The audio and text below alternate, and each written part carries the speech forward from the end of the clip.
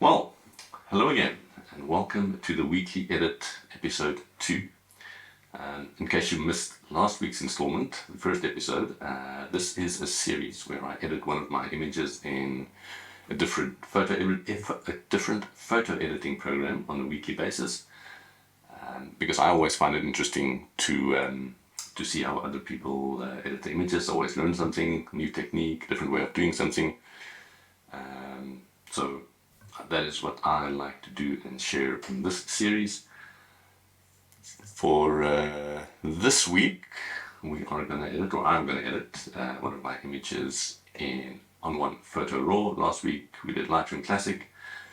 This week's image was captured on ski tour this past winter, and if I can tell you a little secret, it was captured on a Canon compact camera. Don't tell anyone. Captured in RAW though. It's a Canon PowerShot G16, I believe. Yeah, quite a fun little camera. I often use it when I'm just going out on a ski tour and I want to travel light. So yeah, let's get into it. Okay, so I actually originally edited this image in Lightroom Classic, but I wanted to redo the edit in ON1 Photo RAW. So I did actually have a quick practice run in the last few days, just because I didn't want to waste unnecessary time. But this is, in that regard, this is pretty much a blind edit from the start. So let me stop waffling and start editing. So this is the original RAW image. Double click on that, take that into the develop module or the edit module in ON1 Photo RAW. See, my Mac is struggling there. Go away, go away. Okay. So this is the RAW image. Why is it? It's because I made a version of it. So this was captured basically as I was heading up the mountain through some mist and cloud, which is why it looks a bit hazy or soft. We'll fix that or edit that in a moment. But like I mentioned last week, my strategy for editing an image is basically to add a vision in mind when I captured the image, of course, but now once I'm in the editing process, or at the start of the editing process, I like to visualize in my head what I want the image to look like when I'm done. So for this image, my thought process is, and when I captured it, I love this little light catching the part of this lower ridge line below this, below the, or on the flank of the mountain, and everything else is in shade or in shadow around it. So in my mind, I knew I wanted to make this a little bit more of a darker image, and I'm thinking the same now.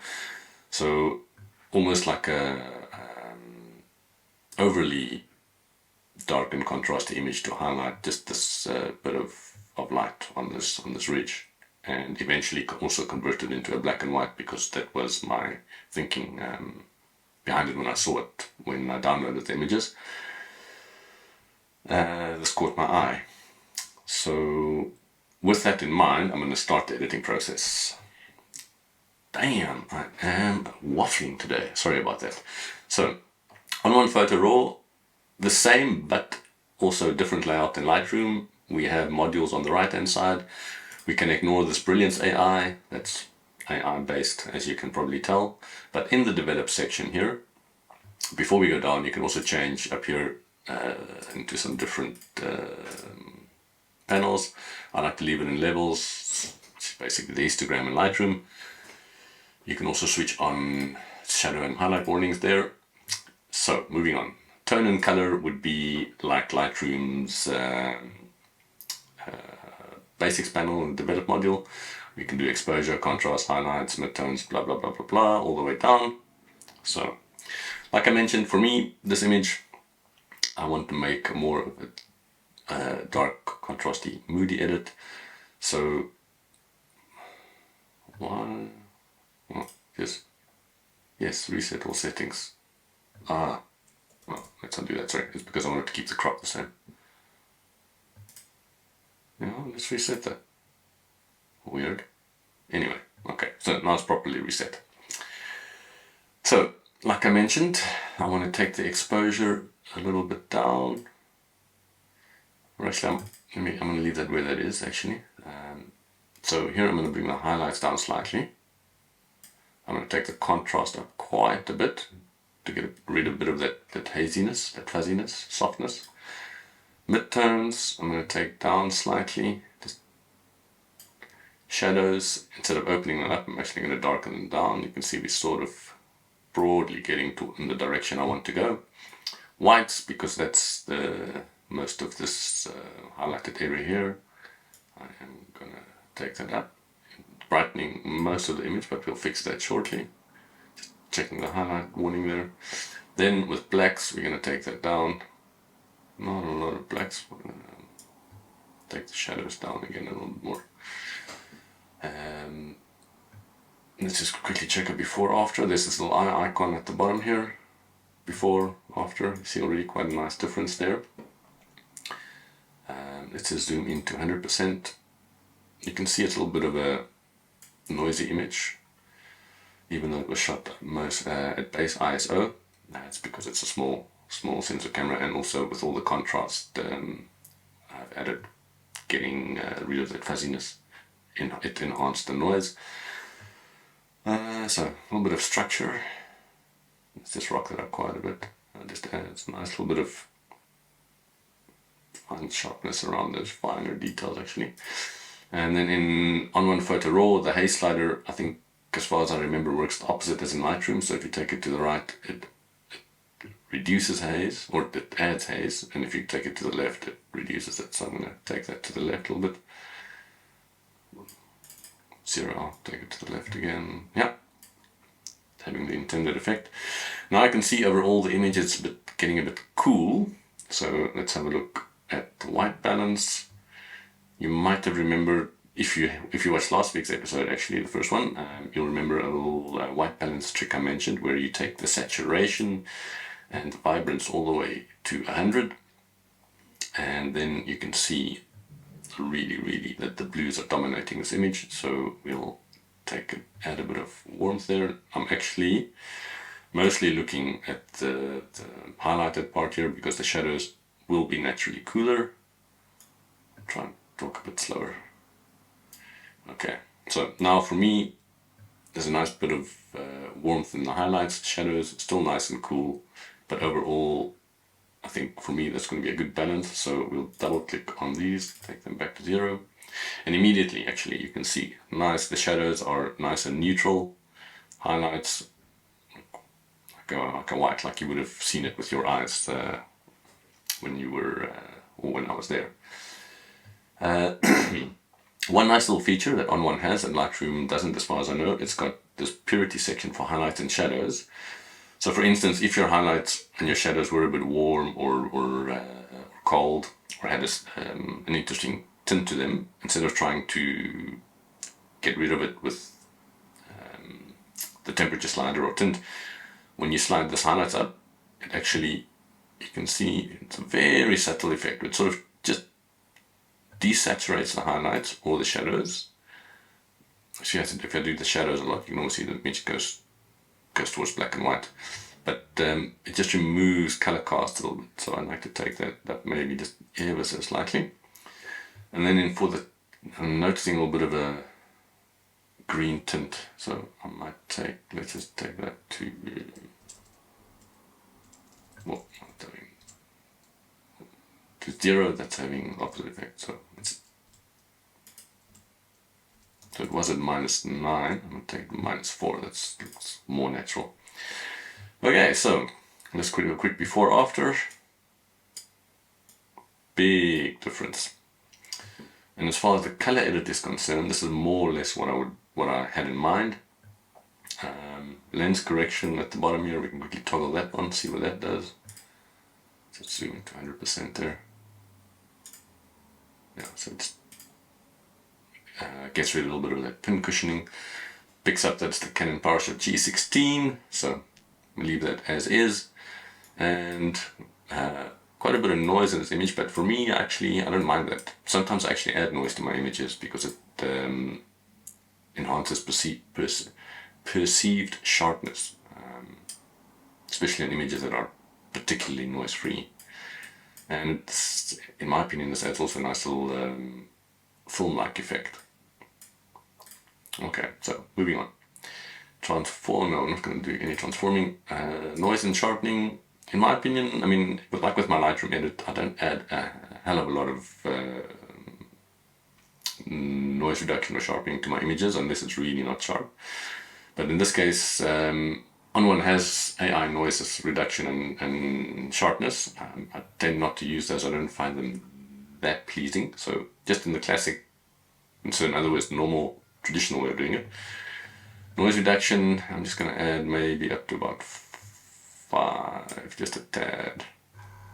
And then sharpening, same, not a lot. So if I overdo it there, you can see what's it doing. It's doing a little bit. Might just leave it also more or less there. Noise reduction is actually having, noise reduction is having not a great effect. So I'm going to leave that off actually. I don't mind the noise.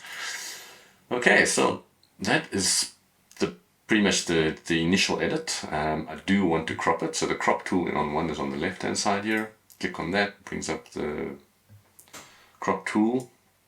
It's in freeform, so I'm just going to hold in Shift to keep the aspect ratio. I want to just move in a little bit on that highlighted area, keeping it in the center of frame, getting rid of a little bit of that sky. Still want some negative space around the subject, this area, but not that much. So I'm going to commit that by pressing enter. And if we look at the before after again, before after, major difference. Okay, so what ON1 does not have in the initial develop module, so we're in the edit space, edit module, so in the develop panel, probably a better term, you have the ability to do some local edits. And if you're looking for things like tone curve, color, what's it called? Color grading. That's going to be in the effects panel, and you add it via filters, which is almost like layers actually. Which is quite a nice feature in ON1, I find. It's just takes a little bit to get your head around initially, because it works different to Lightroom, which I've used for almost 2 decades. Anyway, so we add, so what I want to do, I want to add, what did I want to add again? Originally, okay, so I wanted to add a curves layer, curves filter, and here I want to pull in the shadows just a little bit. So I'm just sliding it along the bottom, bringing in, you can watch the histogram at the top, it's just moving a little bit towards the right, towards the left, sorry, as I move the tone curve bottom point towards the right. And nothing. So just add a little bit of additional contrast or punch to the shadows, same with the highlights. So this is not an S curve, this is just moving in the highlight and the shadow point of the tone curve. So if we toggle that on and off, so you just that extra little punch, a little bit of additional contrast. And then, what did I do the other time? Let's go quickly, don't waste time. Yes, color balance. So these are basically your color grading wheels that you would have in Lightroom. For the sake of speed, I'm just going to use a preset that I often use, which you can't see on screen. You can just see the edge here. So it's called something good. Where did it go? Gold is best. There we go. So all that basically does, as you can see here, it adds a little bit of warmth to the midtones, a little bit of warmth to the highlights, and a little bit of coolness to the shadows. If I toggle that on and off, you can see the difference. A little bit strong in my opinion, so I'm just going to take the opacity down, which is why I mentioned it's almost like adding layers or adjustments in layers, almost like you would do in Capture One. So you can take the opacity down to reduce the effect, unlike in Lightroom, which I find quite useful. So that's without. leave it at about 50%. Just brings up a bit of warmth in the shadows. Coolness in the shadows and warmth in the highlights, sorry, overall. Perfect. So next, what I always like to add, especially in landscape images, is a little bit of dynamic contrast. So it's got a default preset that it applies. It's a little bit strong, as you can obviously see in the image. That's without, that's with. Do I have a preset? Yeah, so I made a little preset called Dynamic Light, which is basically the usual preset at 50% opacity. So if we toggle that on and off, let's zoom into 100% there, see the effect it has. A little bit strong still maybe, so I'm going to take that down to about 30%. I like round numbers, not 31, 30. Perfect. The nice thing about these is we can also add masks to remove the effect from certain areas. Maybe you can demonstrate that quickly. So for dynamic contrast, what I noticed in the sky, it really adds, just brings out a little bit more of the noise. So let's see if I can add mask. So that's a little pop out. Then we can choose between actually just brushing the mask on. We can do, we can invert it obviously. We can create luminosity mask, and we can also feather it, change the density, etc, etc. If we go to the top here, we can choose, give me the, okay. So we can choose between brush, we can choose applying it via gradient, via AI-based quick mask, line mask, etc, etc. So for this one, I might actually just use a gradient, because it's going to be the easiest to get rid of the sky, so that adds the gradient. This big little circle here, or sorry, the small one, allows us to rotate it. And you can see on the bottom here, with masks, black conceals, white reveals. So where it's black, the effect is not going to be, and where it's white, the effect is going to be. So I'm just going to drag it out a little bit to increase the transition area. And now, if you want to visualize the mask, you can click on that, and now you can see where the black is, where the sky is. So that I can actually move it down a bit more. Maybe decrease that again, like that. Okay.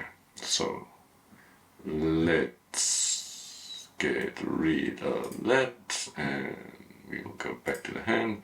Now, if we zoom into 100%, you can see the dynamic contrast is only being applied up to about here on the actual mountain, which is what I want. Carrying on, what we do now, okay, so I have the dynamic contrast, I do have enough grain, I'm not going to add any film grain. These are just some effects here, which are also obviously a little bit more gimmicky than anything else.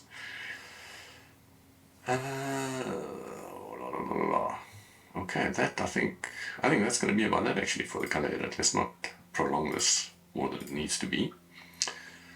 What I might do is quickly go back to the develop panel and decrease the midtones even more.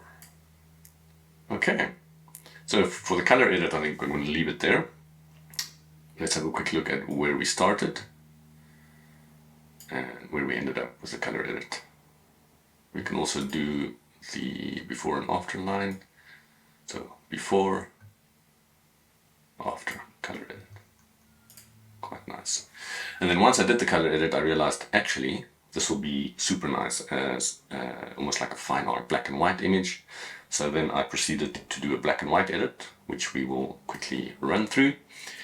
So on ON1 Photo RAW, you can just right click. Can I right click? What? Ah, it's taking a moment to think. So spinning beach ball of death, we'll give that a quick moment. Sorry about that. Okay, so right click and create a version. That will create a version or a variant or a virtual copy if you're in Lightroom. I'm going to double click on that, or I can just press D to head into the edit module once again. Then in the develop panel, oh,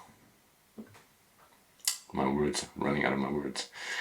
Okay, so in ON1, like I mentioned in Lightroom, you can one way to do black and white is just to desaturate the image and then to proceed adding a lot of contrast, blah, blah, blah, blah, blah. What I like to do in ON1 for the sake of speed and also because I like to edit my images and get back out shooting rather than spend the day behind the computer, which I'm doing now, ironically, because I like it, sharing with you guys.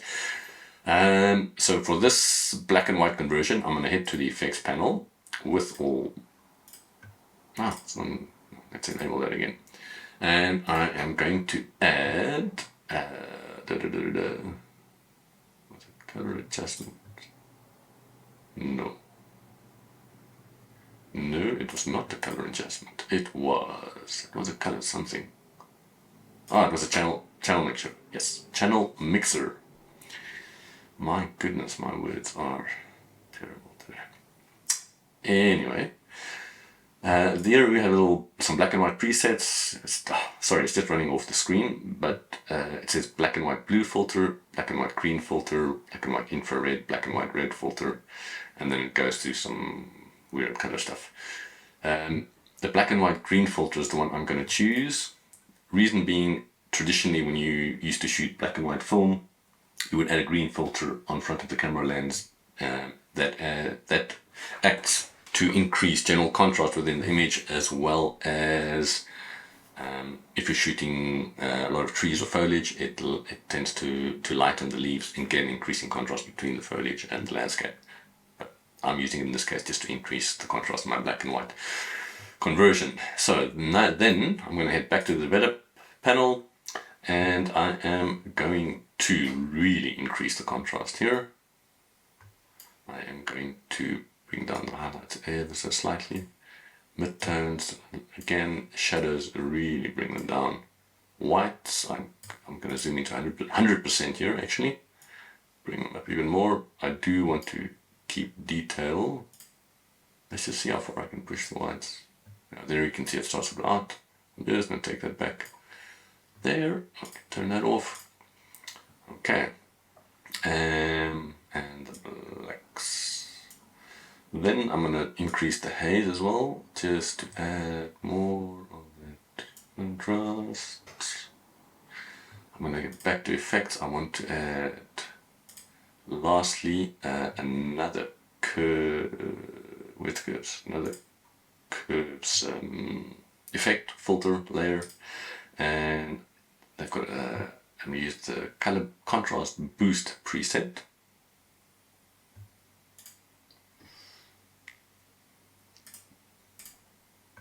Which is quite strong. I'm just going to take that down to about 60%.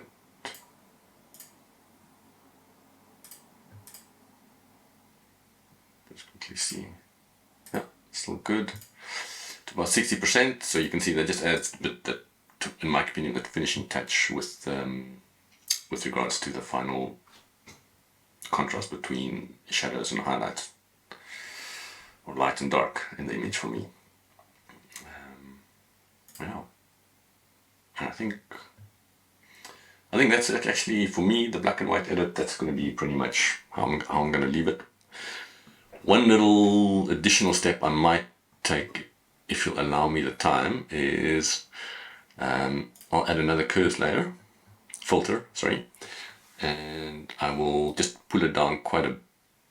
Actually no, let's just reset that, because what I want to do... Okay, so that's all fine. What I want to do here is add a mask. This time I want to add a luminosity mask. So I'm going to click on this little light bulb.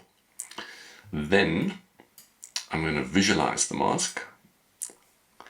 Now I'm with this, the window slider would be like your luminosity range slider, I think, in Lightroom. So here you can decide how is it going to affect the shadows or the highlights. So in this case, I wanted to affect the shadows because I want to darken them via the tone curve afterwards. So I'm going to slide this away from the highlights. You can see the highlights are turning black, which means they're not affected, to more or less there. And then I'm just going to feather the mask a little bit to smooth out the transition. Devisualize it. And now let's see how that's going to work. I hope I did it correctly.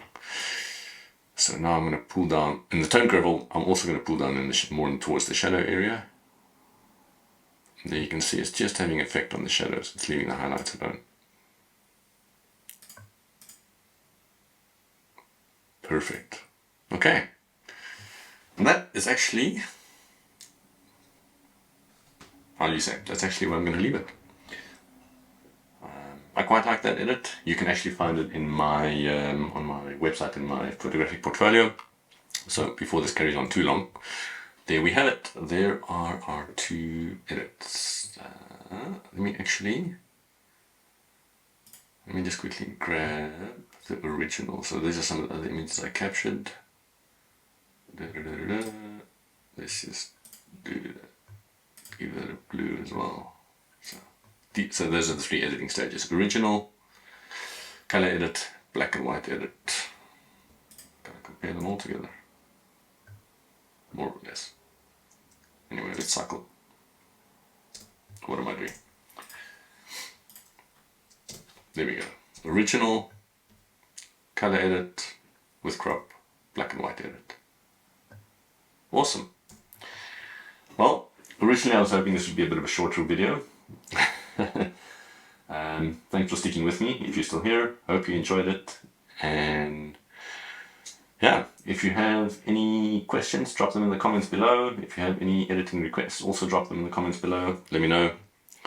Hope this was useful or interesting in some way. I will try to make it a bit shorter in the future. Or if you enjoy the length, let me know as well. Yeah, I think that's about that. Cool. Have a great week and see you in the next one.